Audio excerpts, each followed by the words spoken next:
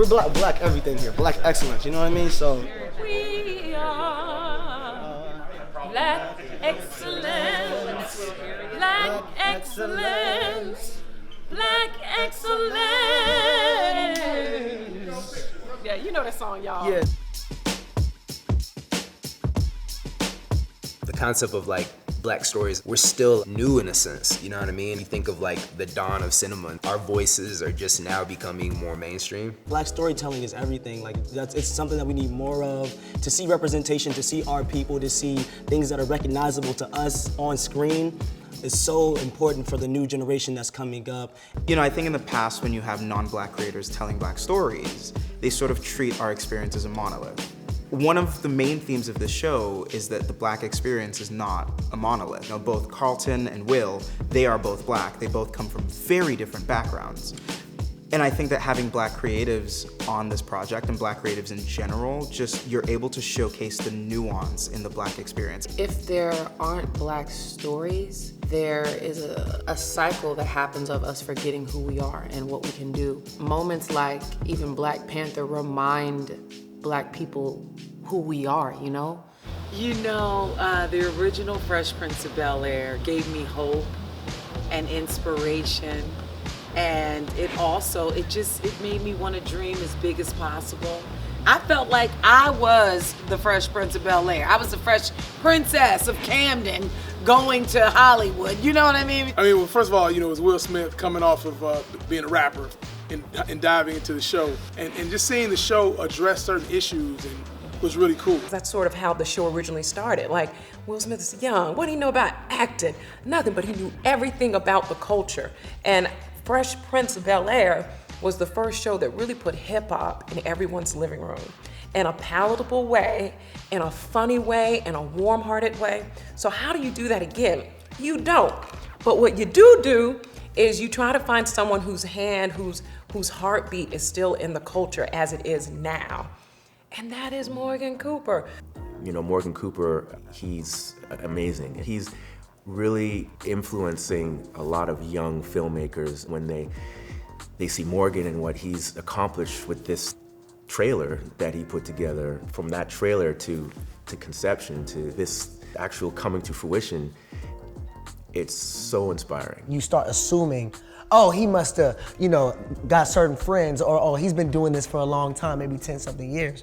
And I remember we were bowling, I asked Morgan his age, and he was like 29. I said, 29? I'm 28. And you're doing all of this, you're the producer, you are the writer, the story, you know what I'm saying? And I'm like, wow. It was inspirational for me because, you know, especially being a black male, you know, in the society, it's like, you know, my mom always say, sometimes you gotta work twice as hard just to get to that spot. And it's true. The importance of having black creators behind the scenes is just, you speak a common language. To my right, I have the gorgeous Lee Jonte. And to my left, I have the beautiful Vicky Thomas. Hello. And these women are so special to me because they are the women who discovered me, gave me this beautiful opportunity to be with these beautiful people, with this beautiful family, and I can't thank them enough. There's some days where I just look at the writing and I'm like, damn. Like, I would say that. I'll tell you something about Matthew A. Cherry, man. This guy's the GOAT. Something about Matthew, he won an Oscar. He also did that too, but he's so great to shoot with. You're dealing with black excellence, you're dealing with shows that really can go deftly between comedy and a drama, and just really proud of Morgan Cooper. You know, he had this vision a few years back, he shot this trailer and it got everybody's attention, and I think that's what it is in 2022 and beyond. It's about authenticity, you know what I mean? It's about us raising the bar of our storytelling. We've not even touched like the 1% of the millions of stories that we have. But in terms of this retelling, there's so much in there about elevating our culture, showing how diverse and nuanced we are. We want to see projects that represent and reflect the world outside our window. And that's diversity, inclusivity, and so we do that on this show.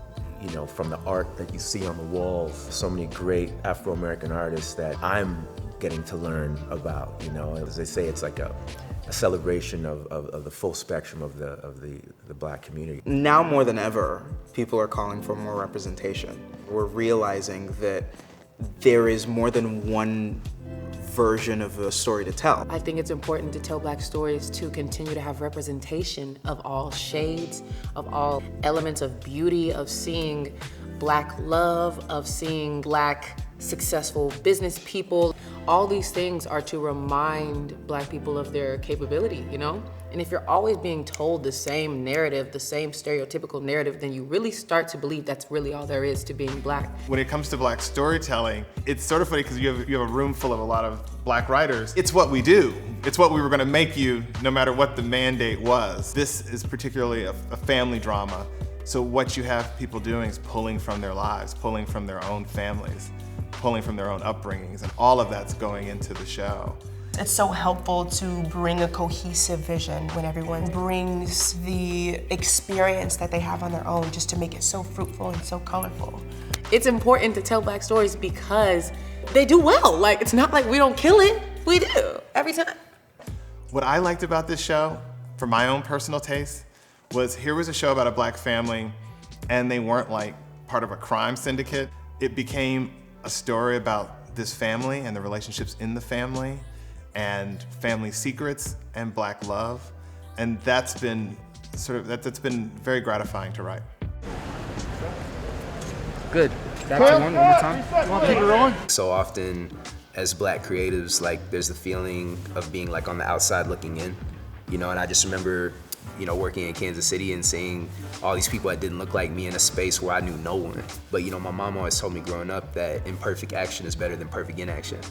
You see what I'm saying? So like you have to go. You can wait forever for the right opportunity, the right time, or you can get out there, you know, show up every single day and just, you know, pull out that camera and get a little bit better.